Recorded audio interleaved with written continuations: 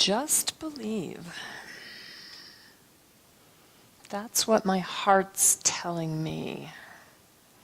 Beautiful song by Jana Stanfield. In order for there to be a heartfelt experience of the divine, it must be experienced through our feelings, our thoughts, and our emotions. And sometimes they're not always peaceful. Sometimes, maybe you notice that. Does anybody notice that? Sometimes they're not always peaceful. But they're authentic. They're authentic when there is passion within them. In order for God to flow through us personally, as well as collectively, there has to be an impulse. There has to be a spark. I like to call it the divine spark that illuminates each and every one of us. And that animating principle of our beingness can be expressed in many different ways. This thing called life, which is the title of my talk this morning, is focused upon how that heartfelt experience evolves. And sometimes it starts out where it's a little murky, but the water does eventually clear. You heard Jana sing, somebody loses, somebody wins. Somewhere, somehow, it's got to make sense. That's what my heart's telling me. To believe when I don't understand. To believe there's a greater plan. And that is what the science of mind teaching has taught me. That there is a divine plan. And although sometimes I don't have a clue what's unfolding, I surrender. I trust in the process. And I allow it to unfold through me. And it unfolds in many, many, many different ways. In the mineral world, life appears to be unconscious. This is a hunk of rose quartz. And although it's unconscious, because it belonged to my mama, when I hold it, I feel emotion. Science has proclaimed that there is a chemical affinity within that rock that holds it together.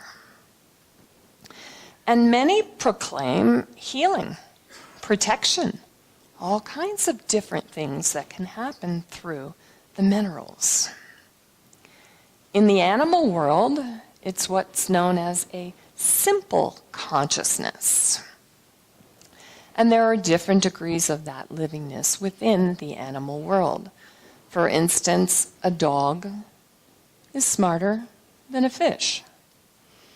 My cat knows to come up and lick the tears off of my face when I'm laying on the floor doing yoga and I'm having one of those moments.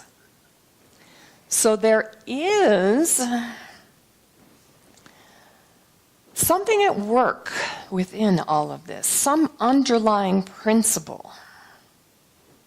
Scientists have proven now that the whales communicate using sonar, an ancient communication, an ancient form. I was up at Mesa Point again.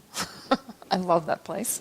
And when I came out of meditation, there were white butterflies, not one, not two, but three. The triune aspect of spirit. White, the color white, meaning spirit. And butterflies are about joy, passion, and feeling. And speaking of passion, in the plant world, where they're really unable to move, unless, of course, you're a tumbleweed and you live in New Mexico. Then you can get all over the place as a plant. But they are affected by love, right? When you talk to your plants, don't they respond? They perk up, they get happier. In the world of humanity, of course, we can move wherever we want.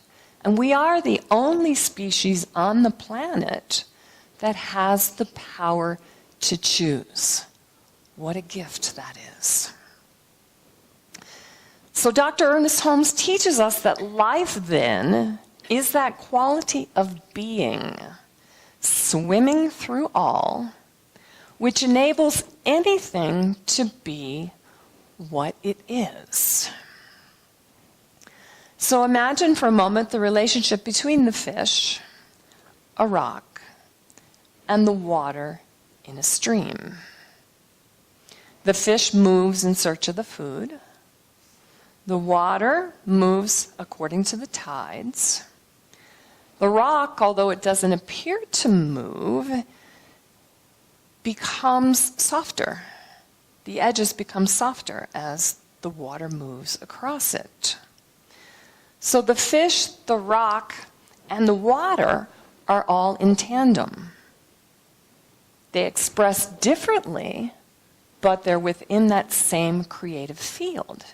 And each of them is affected by the other, the same way that we are. So the fish is energized by the journey because he's looking for food. He's going to get fuel. The rock guides the flow and the power of the water.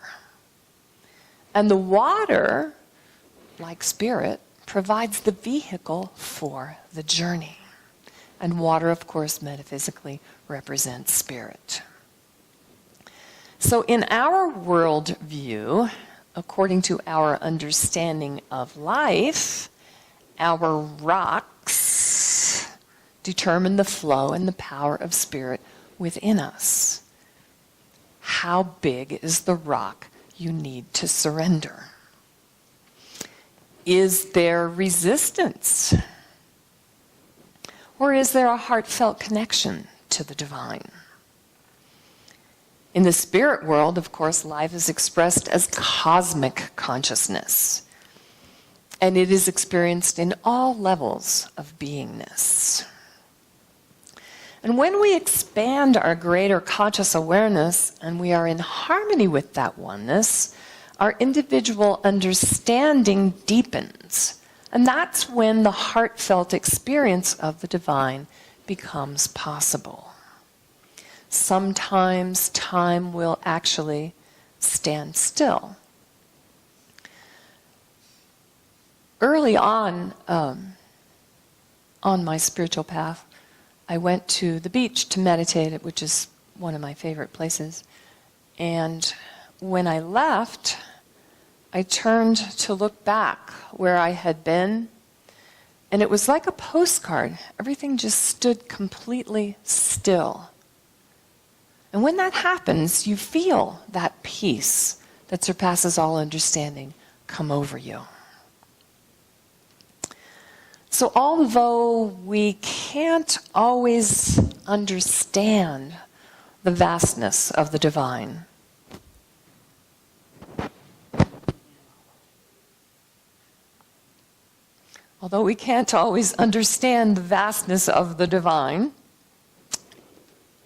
that is because it's an infinite, and we are finite. So we're trying to understand something that is so much greater than we are.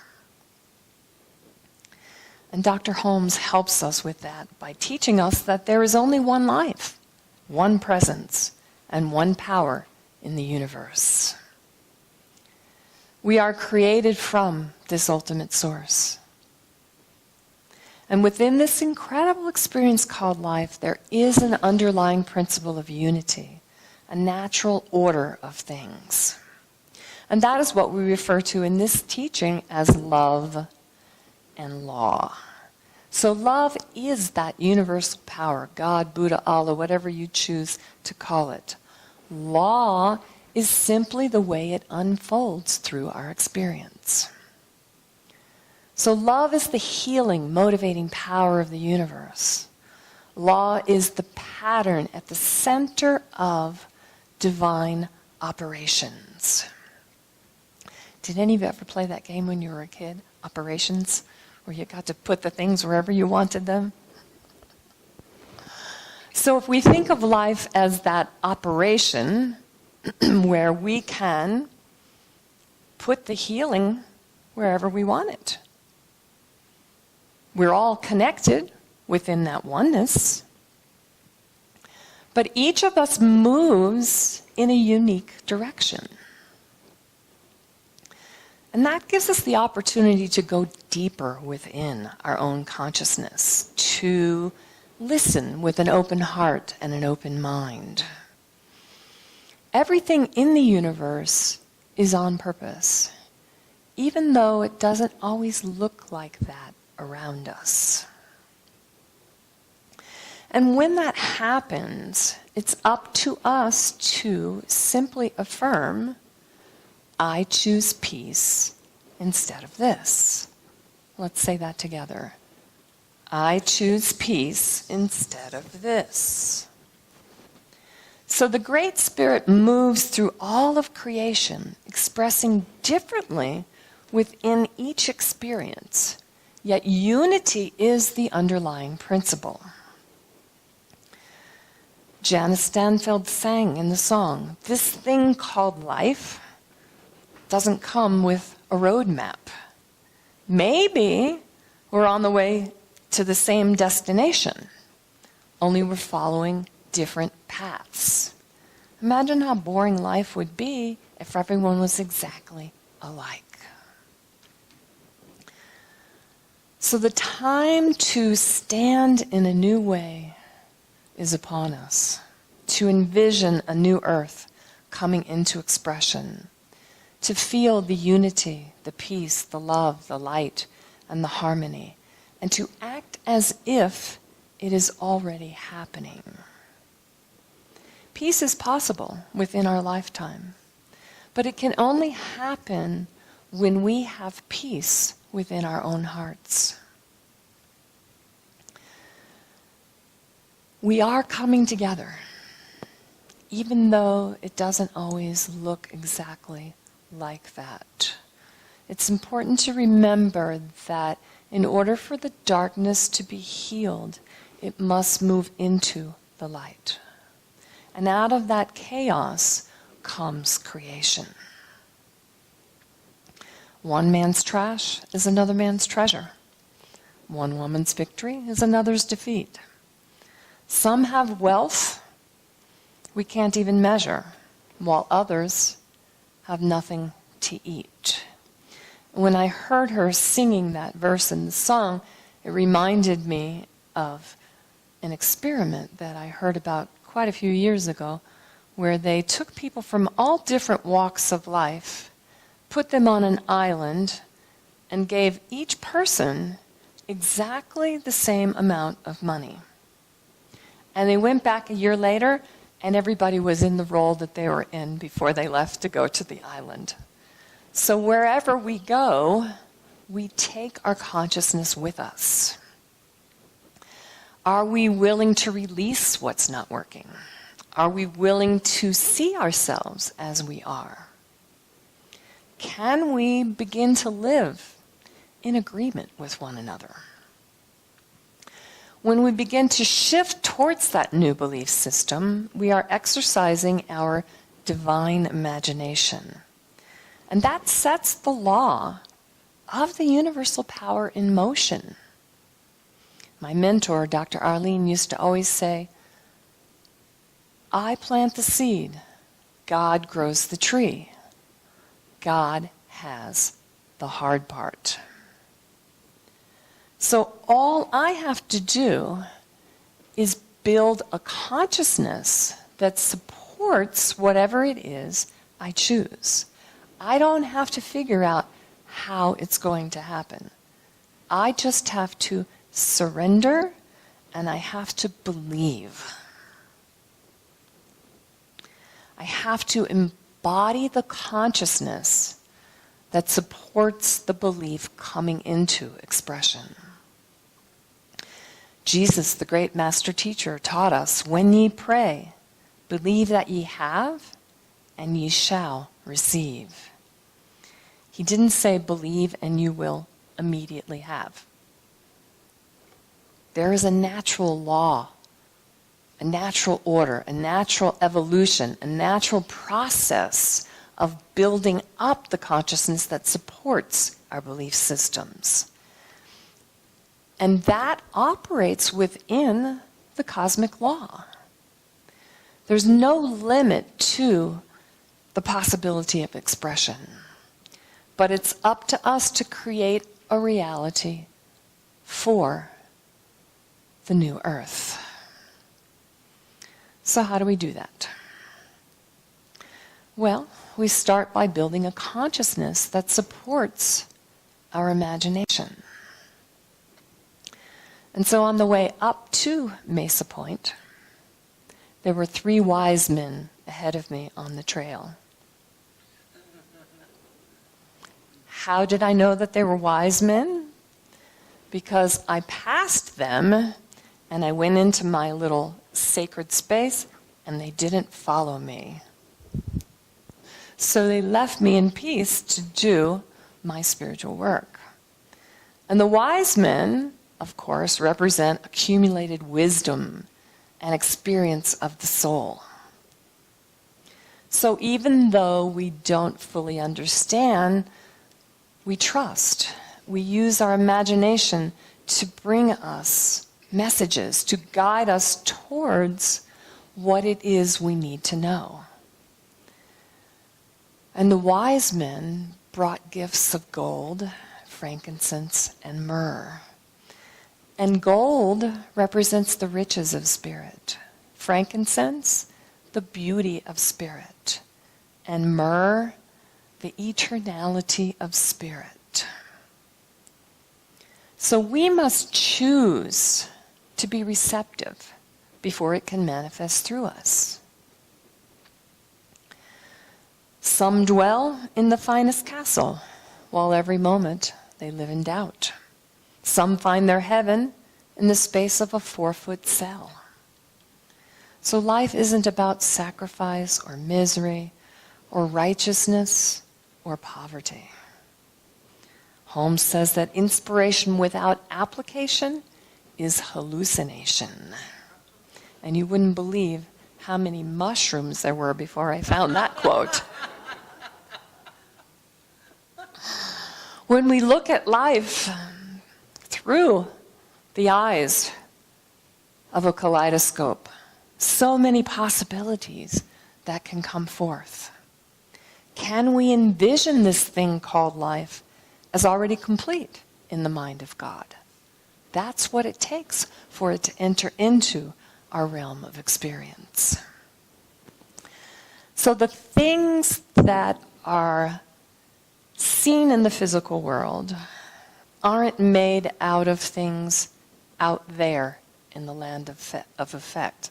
They are made from our beliefs, or from what I like to call the land of cause, where we co-create with the divine. And we do that in alignment with the cosmic law. And when we do, every good thing that we could imagine becomes ours. There is a power for good in the universe, greater than we are, and we can use it. There is an innate knowing within each of us that understands this, that has access to it through our faith. And when we tap into that inner faith, we can create whatever it is we can imagine. Thank you, and namaste.